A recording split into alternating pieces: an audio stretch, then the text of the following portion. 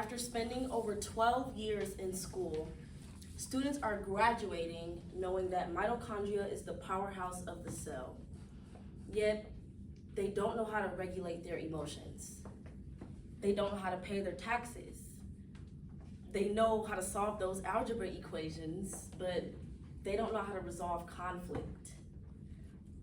The lack of life skills education taught in our public school education system contributes to so many of our society's problems, such as collective ignorance, constant violence, and financial instability. Public schools should require life skills education, such as financial literacy, conflict resolution, and relationship building, because our current system leaves students unprepared to avoid poverty. In today's speech, I'm going to talk about the problems that are here because of this lack of life skills education, what's causing these problems, and what we can do to create stronger school curriculums. To understand why life skills matter, we first need to examine the problems that are here because of the lack of life skills education. To start off, students are being thrusted into the world of adulthood, expected to succeed without being taught how to. According to joinprisma.com, the article on why schools don't prepare students for the real world, April 18th, 2023, schools are failing to teach skills ranging from job hunting and financial literacy to softer skills like relationship building and empathy. On top of that, the Kaufman Foundation, September 12, 2019, states that this lack of life skills education causes students to graduate with poor decision-making skills, lack of emotional intelligence, and deep financial instability. These lack of skills can continue the cycle of poverty, which leads me into my next problem. Students not knowing essential life skills like relationship building and emotional regulation potentially face lower wages later in life, restricted employment opportunities, and perpetuated social inequalities. CSIS.org, December 20th, 2023, states that when students lack both the resources and practical skills needed to succeed in adulthood, they're more likely to face negative repercussions entering the workforce, which can cause an intergenerational transmission of poverty and vulnerability. If we want to be able to address these problems, we have to look at what's causing them in the first place, which leads me into my next point. State and federal policies shape curriculum in ways that force schools to prioritize tested subjects over life skills education.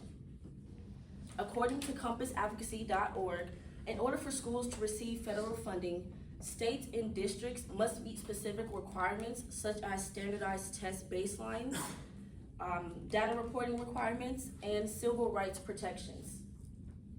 So even though states have control over what they decide to put in their curriculums, federal policies influence what states decide to put in their curriculums.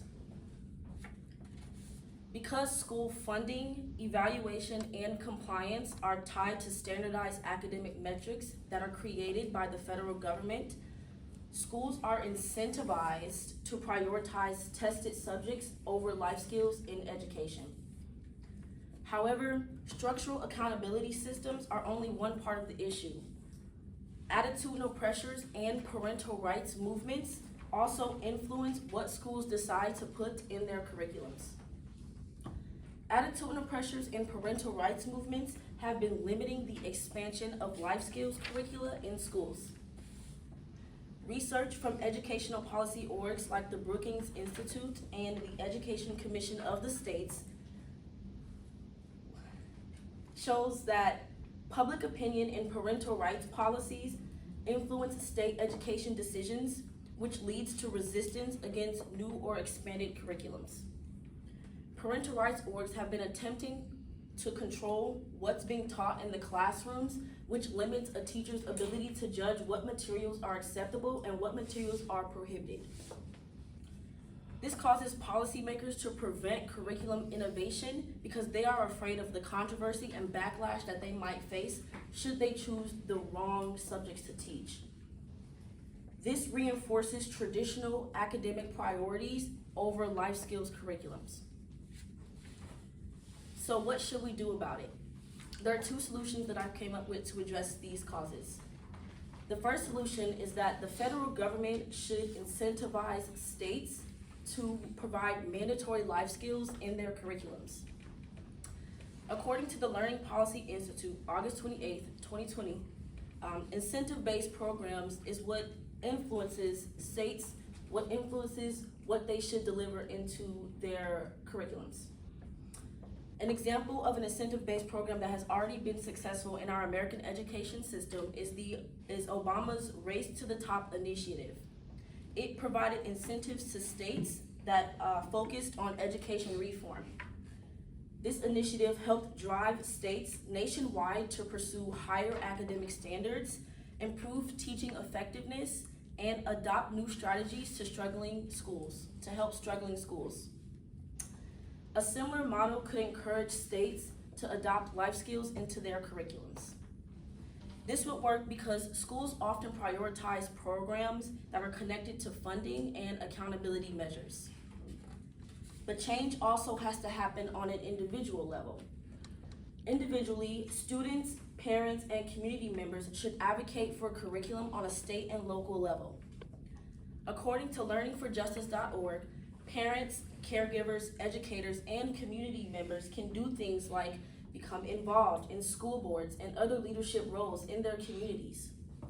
They can learn more about the issues that affect them and be intentional about becoming an ally. And lastly, you can participate in or help organize community to advocate for youth education and resources. An example of modern day public pressure that has influenced curriculum today is the Sci-Fair Board in Houston, Texas.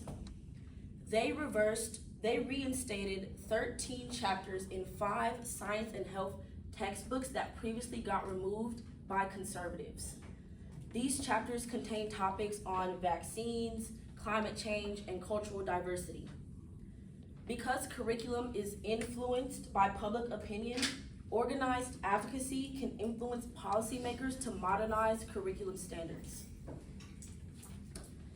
To conclude, today I've talked about the problems that come with not teaching life skills education, what's causing these problems, and what we can do about it. Public schools should require life skills education, such as financial literacy, emotional intelligence, and conflict resolution, because the current system leaves students unprepared to avoid poverty. Education reform does not happen automatically. It happens when policies, funding, priorities, and public demand align with what students need to succeed in adulthood. It's time we stop throwing our kids into the deep end and do what we need to do to make education better for the future. Thank you.